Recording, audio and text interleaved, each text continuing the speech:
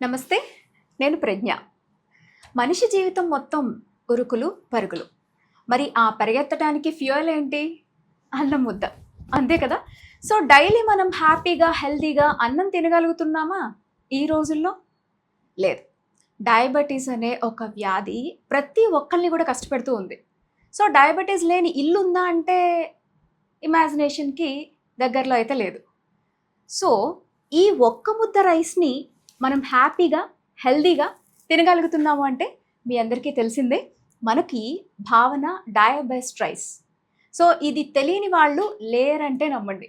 So, ప్రతి ఒక్కళ్ళ ఇంట్లో కూడా భావన రైస్ ఉంది. మరి ఇంత డయాబెటిక్ కంట్రోల్ చేయగలిగే ఈ బియ్యాన్ని మనకి అందించింది ఎవరో తెలుసా? మీ అందరికీ సుపరిచితమైన వ్యక్తే సుధీర్ గారు. సుధీర్ గారు నమస్తే. నమస్తే అండి. సుధీర్ గారు చెప్పండి, అసలు డయాబెటిక్ రైస్ అనే కాన్సెప్టే నాకు కొత్తగా అనిపించింది అసలు. అంటే నార్మల్గా మనకి భూమిలో పండించే ఉత్పత్తులు ఏవైతే ఉంటాయో జనరల్గా అన్నీ న్యాచురల్ ప్రొడక్ట్సే ఉంటాయి. వాటిలో కూడా తినలేని వాళ్ళు ఉన్నారు అని అంటే అతిశయోక్తి కాదు. మరి అసలు ఈ ప్రొడక్ట్ ఇప్పుడు ప్రతి ఇంట్లోనే ఉంది, అందరికీ చేరువైంది. దీని వెనక మీరు పడిన స్ట్రగుల్ ఏంటి? ఐ మీన్ స్ట్రగుల్ అని ఎందుకన్నానంటే ప్రతి ఒక్కళ్ళ లైఫ్ జర్నీలో ఖచ్చితంగా రాళ్ల పాన్పు నుంచే పూల పాన్పు వస్తుంది. సో, అందుకని అడుగుతున్నాను.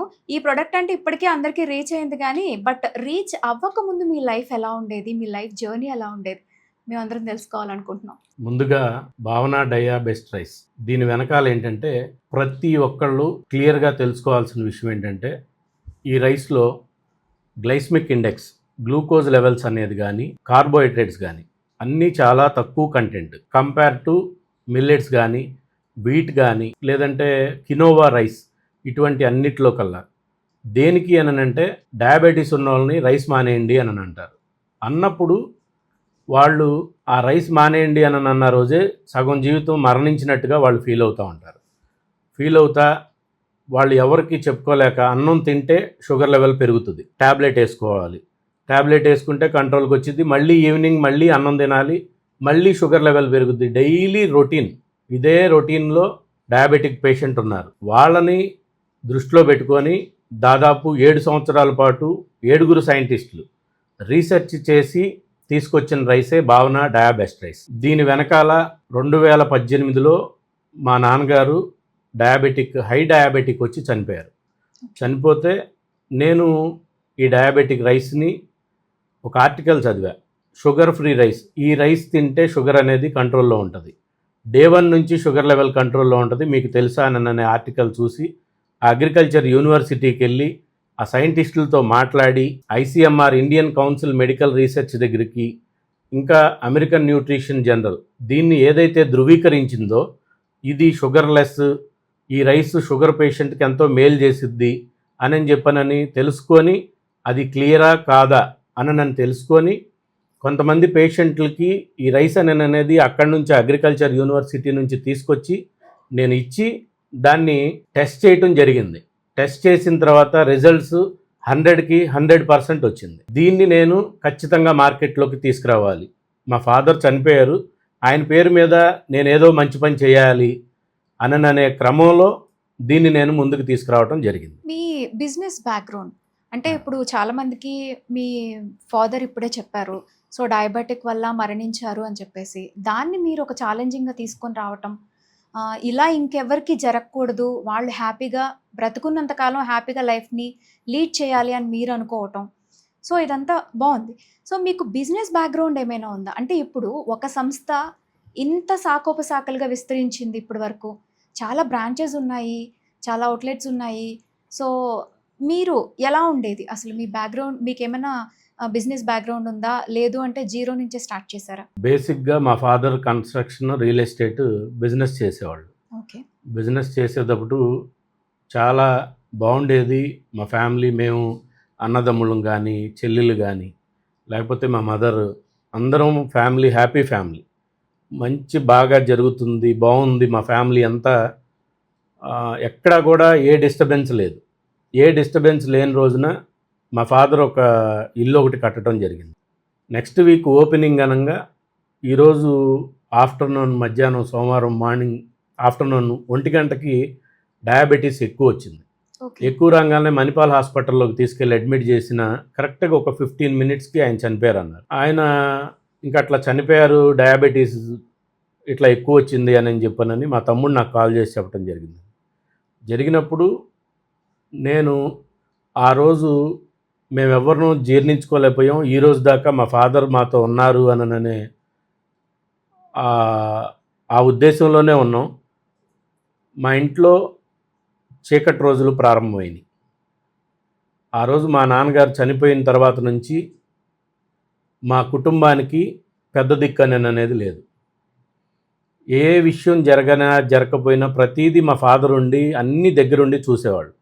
కానీ మాకు ఆల్ ఆఫ్ సడన్గా ఈ డయాబెటీస్ పెరగడం, ఆయన చనిపోవడం, మొత్తం చీకటిగా మా కుటుంబం అనేది మారిపోయింది. దీన్ని నేనైతే జీర్ణించుకోలేని విషయం ఇది. దేనికి అనంటే ప్రతి విషయంలో ప్రతి అడుగడుగున మా ఫాదర్ మాతో ఉన్నారు. ఈ రియల్ ఎస్టేట్ బిజినెస్ ఆగిపోయింది, ఇటు ఫ్యామిలీ కొలాప్స్ అయిపోయింది. ఇట్లాంటిది జరుగుతున్న క్రమంలో నేను ఈ ఆర్టికల్ అనేది చూడటం జరిగింది. ఓకే. అదే లైఫ్లో టర్నింగ్ పాయింట్ అనుకోవచ్చా? అది లైఫ్లో టర్నింగ్ పాయింట్ ఏం కాదండి. నేను క్లియర్గా చెప్పాలి అంటే అసలు నాకు బయట ఎలా బ్రతకాలని అనేది కూడా చాలా వాటికి తెలియదు. అందరూ ఎలా అయితే ఫ్రెండ్స్తో హ్యాపీగా తిరుగుతా, నేను మా ఫాదర్కి బాగా దగ్గరగా ఉండేవాడిని. ఆయన బయటికి వెళ్తుంటే షూ పాలిష్ చేయటం, కారు కడగటం, లేకపోతే ఆయనకి ఐరన్ డ్రెస్సులు చేయించడం, స్కూల్కి వెళ్ళి రాగానే కొద్దిగా ఆయనతో ఎక్కువగా మంచి జర్నీ చేసేవాడిని. ఆయనకి దాదాపు ఒక 4-5 ఇయర్స్ కార్ డ్రైవర్గా కూడా నేను పక్కనే ఉన్నా మా నాన్నగారితో పాటు. నాన్నని రోజు అడిగేవాడిని, బిజినెస్ ఏదన్నా నేర్పించు అని చెప్పానని. అట్లాగా ఆయనతో తిరుగుతా, ఆయనతో సంబంధం ఎక్కువ ఉండేది. సో ఆ తర్వాత అంటే ఇప్పుడు మీరు మీ నాన్నగారిని కోల్పోయిన తర్వాత మీరు కొడుకుగా ఫ్యామిలీని లీడ్ చేయాల్సిన బాధ్యత మీ మీద పడింది. సో అప్పుడు అనిపించిందా అసలు ఈ భావన డయాబెటిక్ రైస్ ఐడియా ఎలా వచ్చింది? ఐడియా అంటే ఇది షుగర్ కంట్రోల్ అవుతుంది అని చెప్పనని నేను తెలుసుకున్న తర్వాత దీన్ని మార్కెట్లోకి ఎట్లాగైనా తీసుకురావాలి, ఎన్ని అడ్డంకులు వచ్చినా కానీ తీసుకోవాలి దీన్ని మార్కెట్లోకి. దేనికి అనంటే ఈ రోజున ప్రతి ఒక్కళ్ళు అన్నానికి ₹1,00,00,000 పక్కన పెట్టి ఒక 20 రోజులు అన్నం తినకుండా తిరగమనండి. తిరిగితే వాళ్ళు ₹1,00,00,000 ముఖ్యమా అన్నం ముఖ్యమా అంటే మాకు అన్నమే ముఖ్యం అంటారు. దేనికి అనంటే ఎవరు కష్టపడి ఎన్ని చేసినా కానీ సాయంత్రానికి అంత ముద్ద అన్నం తినకపోతే కుదరదు. ఆ రోజున తీసుకున్న నిర్ణయం వెనకాల నాకు చాలా మంచి రిజల్ట్స్ అనేది నాకు గత 2 ఇయర్స్ నుంచి మంచి రిజల్ట్స్ అనేది రావటం జరిగింది. ప్రారంభంలో అయితే ఒక బొలెరో వ్యాన్ కొనుక్కొని ప్రతి ఇంటికి రైస్ ప్యాకెట్ అనేది లాక్డౌన్ టైంలో నేను ఈ బిజినెస్ గురించి తెలుసుకోవటం జరిగిపోయింది. దాని తర్వాత నేను మార్కెట్లోకి తీసుకురావటం జరిగింది. తీసుకొచ్చిన తర్వాత ప్రతి ఇంటికి నేను బొలెరో వ్యాన్ కొనుక్కొని ఆ వ్యాన్ నిండా ప్యాకింగ్ నేనే చేసుకొని మా ఫ్యామిలీ సపోర్ట్ కొద్దిగా ఉండేది. ఆ సపోర్ట్తో పిల్లలు ఆ స్టిచ్చింగ్ ఇవన్నీ చేసుకొని తీసుకెళ్ళి ప్రతి ఇంటికి విజయవాడలో బయలుదేరితే వైజాగ్ వెళ్ళటానికి 3-4 డేస్ పట్టేది. ప్రతి హౌస్కి వెళ్ళి ఇది ఒక షుగర్ ఫ్రీ రైస్, ఈ రైస్ తింటే మీకు ఇట్లా బాగుంటుంది, మీ ఆర్గాన్స్ డ్యామేజ్ అవ్వదు, ఇట్లాగన్నీ ఎక్స్ప్లెయిన్ చేసుకుంటా దాదాపు నేను తిరగని ప్రాంతం లేదు 2 తెలుగు రాష్ట్రాల్లో. డైలీ మీరు బొలెరో వ్యాన్లో వెళ్తూ ప్రోడక్ట్ గురించి ప్రతి ఒక్కరికి ఎక్స్ప్లెయిన్ చేసేవాడిని. నేను ఎక్కన మెట్లు లేవు, డయాబెటిక్ ఎండోక్రైనాలజిస్ట్ హాస్పిటల్స్కి వెళ్ళేవాడిని, మెడికల్ షాప్స్కి వెళ్ళేవాడిని, సూపర్ మార్కెట్స్కి వెళ్ళేవాడిని, తర్వాత చిన్న చిన్న షాప్స్కి వెళ్ళేవాడిని. కొంతమంది డయాబెటిక్ పేషెంట్స్ నాకు ఎక్కడ దొరుకుతారు, వాళ్ళు ఎక్కడ ఉంటారు, హాస్పిటల్స్ దగ్గర, మెడికల్ షాప్స్ దగ్గర, వీటి దగ్గరికి వెళ్ళి పాంప్లెట్స్ తీసుకొని పంచుతా. నేను ఒక పక్కన ఒక అతన్ని పెట్టుకొని అతనితో పాంప్లెట్లు ఇప్పిస్తా, నేను రైస్ గురించి ఎక్స్ప్లెయిన్ చేస్తా. ఇట్లా నేను తిరుగుతా ఈ రైస్ బ్రాండ్ అనేది మార్కెట్లోకి తీసుకురావడం జరిగింది. ఓకే. ఇప్పటి వరకు చూసుకుంటే అంటే నాన్నగారు ఇదైన తర్వాత మీరు ఒక లీడ్ తీసుకొని ముందుకు వెళ్ళటం, ఆ బిజినెస్ ఐడియాని ఒంటరిగానే ఇంప్లిమెంట్ చేయటం, ఇవన్నీ ఇప్పుడు మీరు చెప్తున్నంత ఈజీ అయితే కాదు. చాలా హార్డ్ వర్క్ చేశారు, చాలా కష్టపడ్డారని చెప్తూ ఉంటేనే తెలుస్తోంది. సో చిన్నప్పుడు ఎలా ఉండేది? మీరు బిజినెస్ మ్యాన్‌గా టర్న్ అవ్వాలని చిన్నప్పటి నుంచే ఉండేదా? ఒక యంగ్‌స్టర్‌గా ఉన్నప్పుడు మీ గోల్స్ మళ్ళీ మారాయా? లేదా దానికే స్టిక్ ఆన్ అయ్యి ఉన్నారా? లేదు మేడం, కన్స్ట్రక్షన్ ఫీల్డ్లో ఉన్నప్పుడు నాన్న పక్కనే ఉండి నాన్నకు సంబంధించినవన్నీ చూసుకుంటూ ఉండేవాడిని. సరదాగా కుర్రోళ్ళతో తిరుగుతా మంచి ఎంజాయ్ లైఫ్ అండి. కార్ వేసుకొని నాన్న లెగిసే లోపల అటు ఇటు తిరగడం, లేకపోతే ఈవినింగ్ కూడా నాన్న వర్క్ అంతా అయిపోగానే ఫ్రెండ్స్తో తిరుగుతా, అన్ని అలవాట్లు ఉన్నాయండి.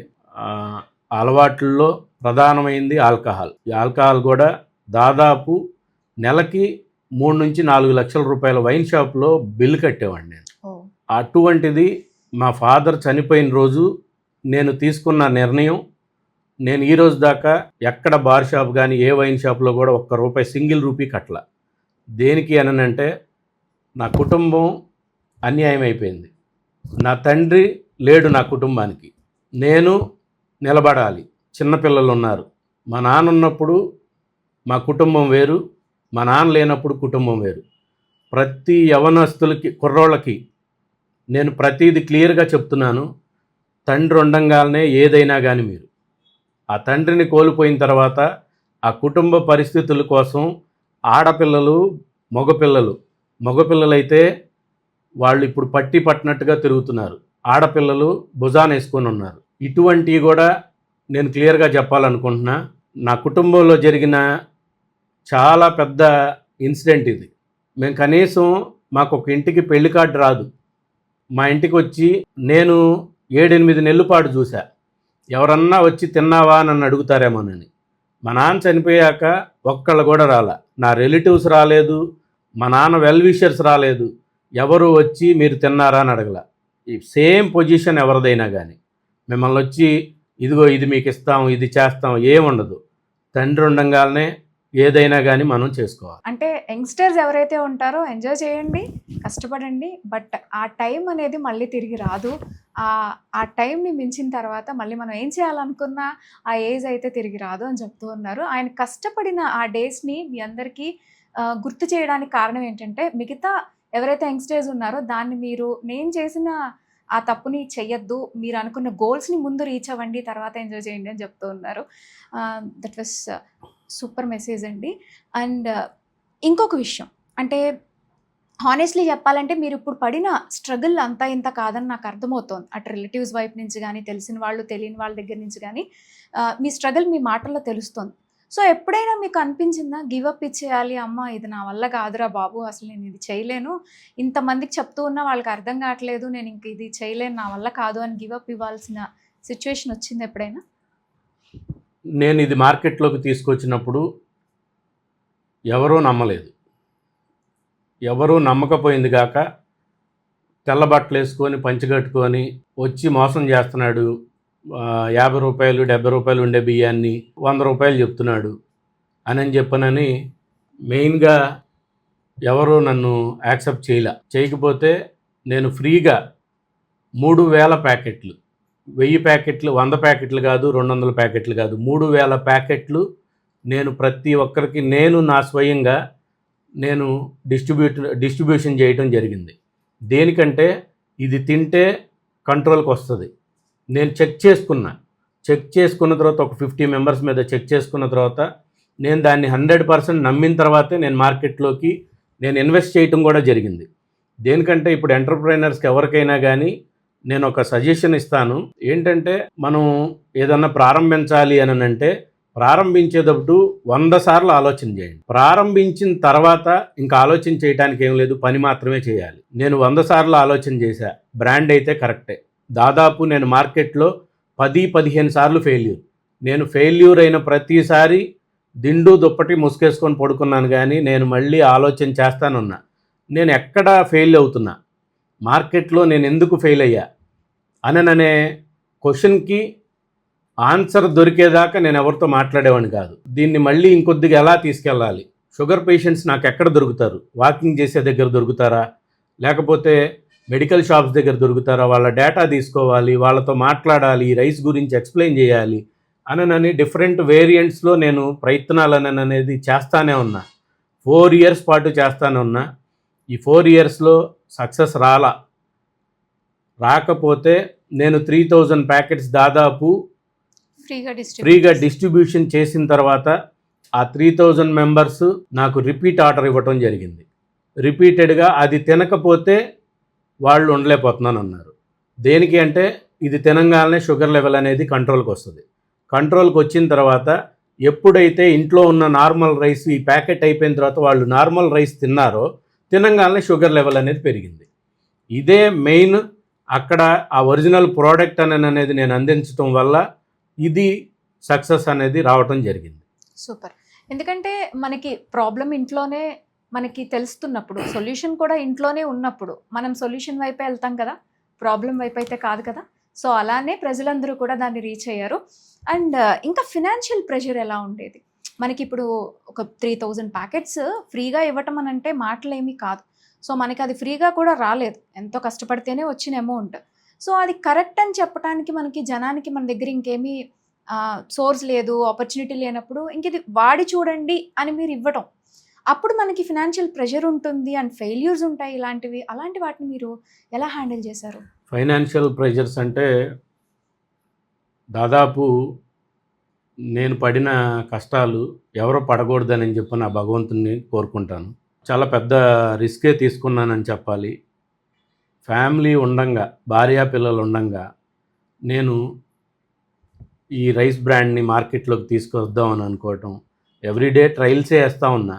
దాని మీద నాకేం ఇన్కమ్ ఏం లేదు. ఇన్కమ్ లేకపోయినా కానీ నా ఫ్రెండ్స్ దగ్గర, లేకపోతే తెలిసిన వాళ్ళ దగ్గర, వాళ్ళ దగ్గర, లేకపోతే కొన్ని ల్యాండ్స్ ఉంటాయి అన్నీ తనఖా పెట్టేసేసి తీసుకొచ్చి మార్కెట్లోకి తీసుకురావడం జరిగింది. అవి నేను ఇన్ టైంలో రిటర్న్స్ పేమెంట్స్ చేయకపోతే వాళ్ళు వచ్చి నన్ను చాలా మాటలు, నా భార్యని నన్ను చాలా అనేవాళ్ళు. అయినా కానీ నేనైతే రియల్గా చెప్పాలి అంటే నాకు ఒక కూతురు, ఒక బాబు. ఆ కూతురు పేరే భావన, బాబు పేరు అక్షయ్. కూతుర్ని కొడుకుని 1 ఇయర్ నేను చదివించుకోలేకపోయా. ఫైనాన్షియల్ స్టేటస్ కరెక్ట్గా లేక నేను మార్కెట్లోకి కరెక్ట్గా తీసుకెళ్ళలేకపోయా. ప్రోడక్ట్ అయితే నెంబర్ 1, నేను మార్కెట్లోకి తీసుకెళ్ళలేకపోయాను. కరెక్ట్ వేలో ఎలా తీసుకెళ్ళలేకపోయా, ఎందుకు తీసుకెళ్ళలేకపోయాను అనే పట్టును మట్టుకి నేను ఎప్పుడూ విడిచిపెట్టలా. నేను అవసరమైతే కొద్దిగా టైం తీసుకున్నాను. టైం తీసుకొని దాన్ని నేను మార్కెట్లోకి తీసుకురావటం జరిగింది. ఆ తీసుకొచ్చే క్రమంలో నా హెల్త్ పాడైపోయింది. చుట్టూతా వీడు మోసం చేస్తున్నాడు, డబ్బులు తీసుకొని టయానికి కట్టట్లేదు, అలా ఇలా అని ఈవెన్ చాలామంది నన్ను బాధ పెట్టారు.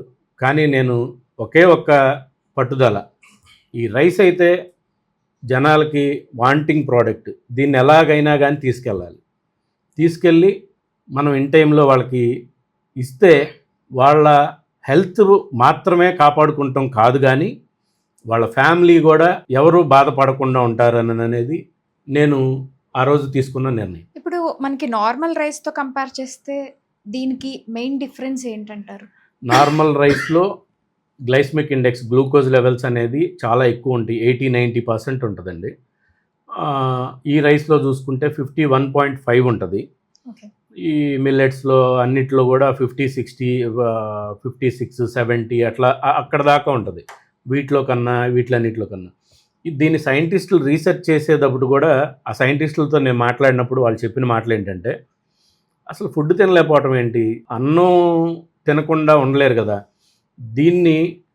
దీంట్లోనే కార్బోహైడ్రేట్స్ కానీ, గ్లైసెమిక్ ఇండెక్స్, గ్లూకోజ్ లెవెల్స్ ఇవన్నీ తగ్గించి తీసుకొస్తే ఎలా ఉంటుందని వాళ్ళు దేశ విదేశాలు తిరిగి ఒక విత్తనాన్ని ఇంకో విత్తనాన్ని తీసుకొని క్రాస్ బ్రీడ్ చేసి అట్లాగా మళ్ళీ ఒక 6 మంత్స్కి అది పండించి, మళ్ళీ 6 మంత్స్ వచ్చిన తర్వాత దాన్ని టెస్ట్ చేసి, ఇట్లాగా వాళ్ళు 7 సంవత్సరాల పాటు రీసెర్చ్ చేశారు. 7 సంవత్సరాల పాటు రీసెర్చ్ చేసిన తర్వాత ఈ రైస్ అనేది దీనికి ఒక పేరు పెట్టి, ఈ రైస్ని ICMRకి, మళ్ళీ American nutrition general, IIRR, Indian institute of rice research, ఇటువంటి సంస్థలకు ఇచ్చారు. ఇచ్చిన రోజున వాళ్ళు చేసింది ఏంటంటే, ఒక 84 మెంబర్స్ని డయాబెటిక్ పేషెంట్స్ని తీసుకున్నారు, నాన్ డయాబెటిక్ పేషెంట్స్ని ఒక 50 మెంబర్స్ని తీసుకున్నారు. ఏం జరుగుతుంది వీళ్ళల్లో అనేది, ఏం జరుగుతుంది అని చెక్ చేసే క్రమంలో ఈ షుగర్ లెవెల్ అనేది బాగా పెరుగుతుంది. నార్మల్ రైస్ తింటే బాగా పైకి షుగర్ లెవెల్ అనేది పెరుగుతుంది. ఇట్లా పెరిగినప్పుడు బ్లడ్ అనేది బాగా థిక్ అయిపోతుంది, మందం అయిపోతుంది. అట్లా థిక్ అయినప్పుడు సన్న నరాలకి పంపింగ్ అనేది జరగదు.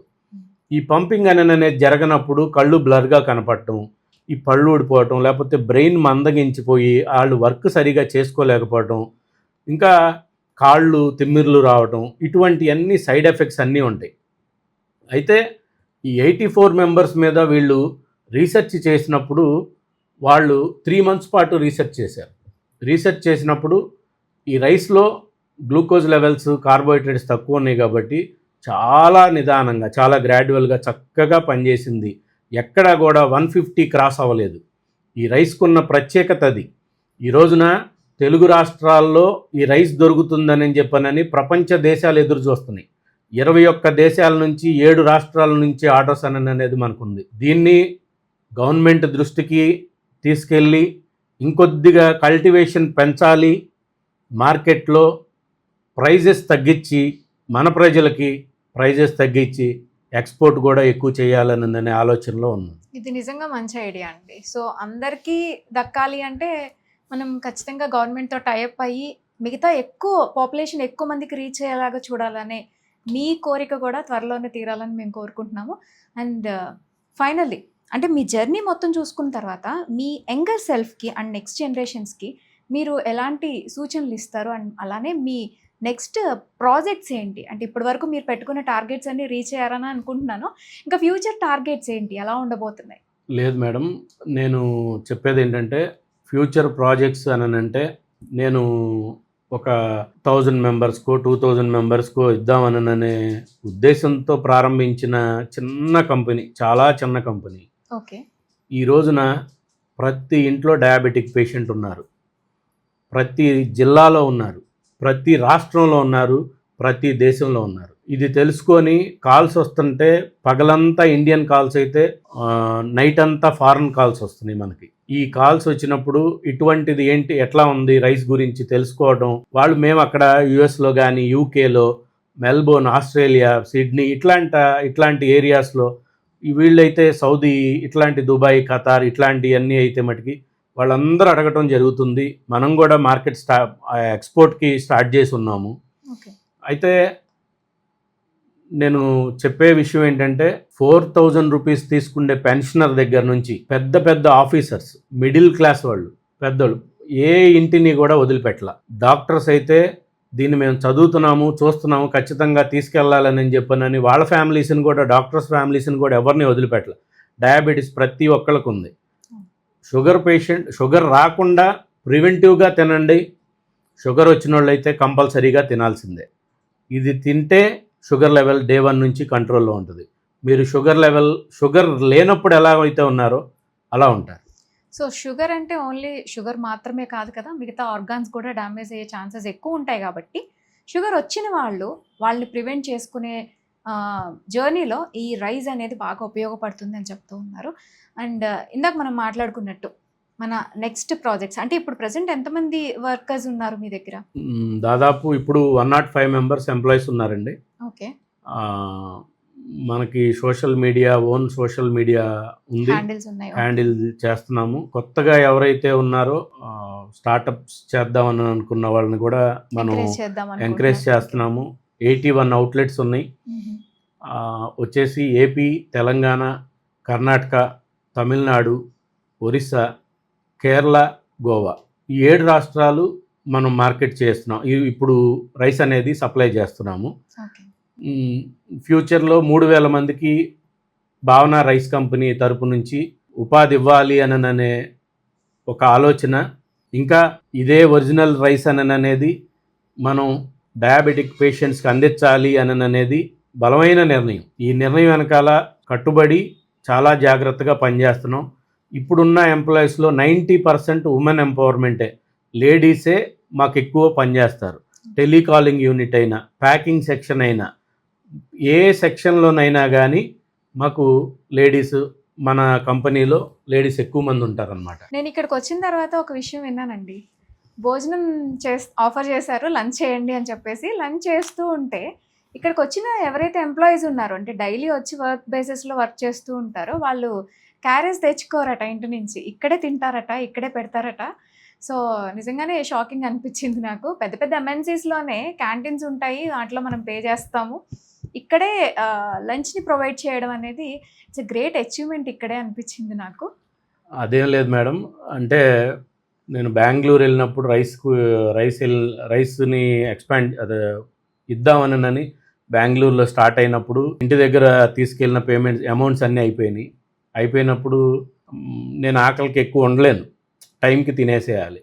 అయితే ఆ టైంలో నాకు 11 అయినా కానీ సింగిల్ రూపీ కూడా లేదు నా దగ్గర. ఇంటికి ఫోన్ చేస్తే ఇంటి దగ్గర నువ్వు ఏదో ఆ బ్యాగ్లు వేసుకుంటున్నావు, తిరుగుతున్నావు, ఇంకా ఏదో ఒకటి బావగారు కన్స్ట్రక్షన్ చేస్తున్నారు, అవి చేస్తున్నారు, ఇవి చేస్తున్నారు, నువ్వు ఇటు వచ్చేసి ఇంక నీకు సక్సెస్ రాలేదు కదా, ఎందుకు నువ్వు దాన్నే పట్టుకొని ఇదవుతున్నావు అని అన్నప్పుడు నేను వాళ్ళని కూడా కాదు, అయినప్పటికీ అంటే వాళ్ళకి దాని గురించి తెలియదు, నా వైఫ్కి కానీ వీళ్ళకి తెలియదు, వీడు ఇంకా దీన్నే పట్టుకొని తిరుగుతున్నాడు అని అనుకున్నారు. ఆ టైంలో నేను బెంగళూరులో ఫుడ్కి లేక ఇబ్బంది పడే టైంలో ఈ రైస్ ప్యాకెట్స్ ఇచ్చి ఒక అతన్ని నాకు అన్నం పెడతారా అని అడిగితే ఒక 2 ప్యాకెట్లు ఇచ్చి 2 రోజులు అన్నం తిని అక్కడే నేను వర్క్ చేసి దాదాపు 26 lakh రూపీస్ ఆర్డర్ తీసుకొని రావటం జరిగింది. నాకు ఆ రోజు అన్నం విలువ తెలిసింది.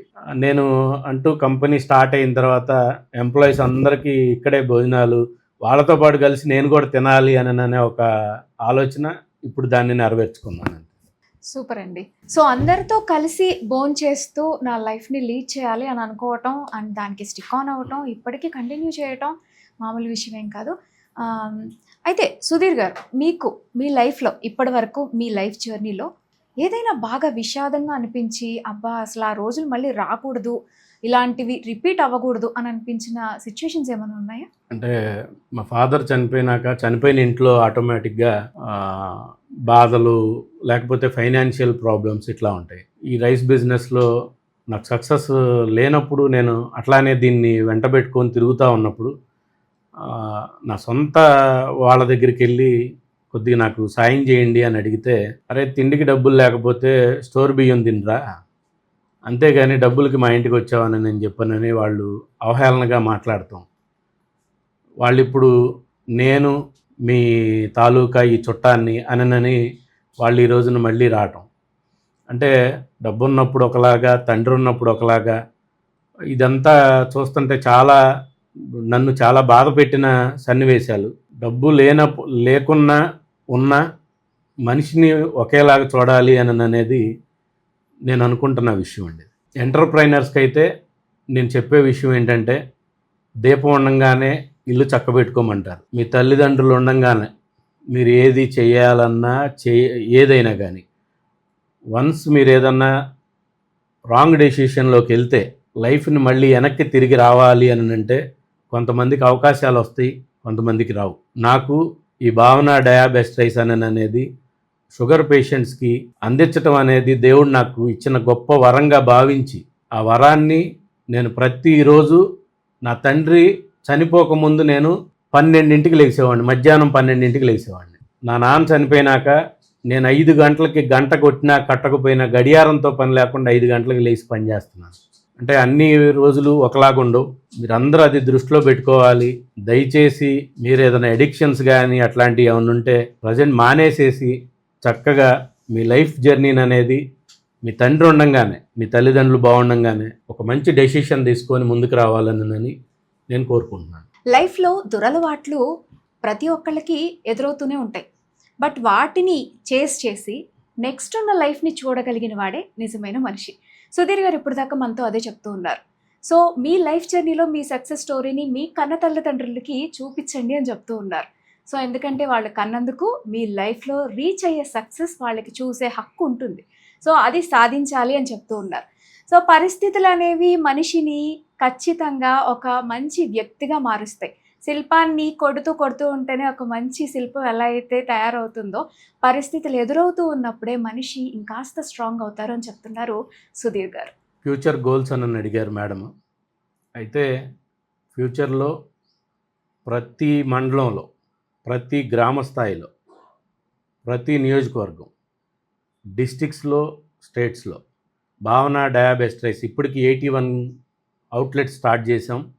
ఇంకా ఎక్స్పాండ్ చేస్తున్నాము, ఇతర దేశాలకు కూడా తీసుకెళ్తాం. కానీ 100 కోట్ల రూపాయలు నాకు వచ్చినా 1000 కోట్లు వచ్చినా అది చూసి ఆనందపడటానికి నా తండ్రి లేడు. దయచేసి మీ టాలెంట్ని కానీ ఏదైనా కానీ చూపించాలి అని అనుకుంటే ఇదే మంచి టైం.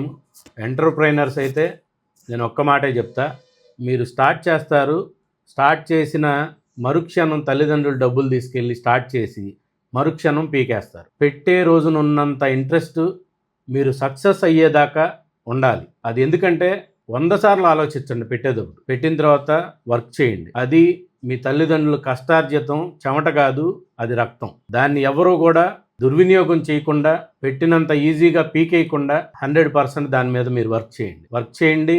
సక్సెస్ అవ్వాలి. సక్సెస్ అయితేనే ఈ లోకంలో మనకి గౌరవం అయినా ఏదైనా కానీ. సక్సెస్ అవ్వకపోతే నేను చెప్పలేను. ఇది సుధీర్ గారి సక్సెస్ స్టోరీ. మీ అందరికీ ఒక ఇన్స్పిరేషన్గా ఉంటుందని ఆశిస్తూ నమస్తే. నమస్తే.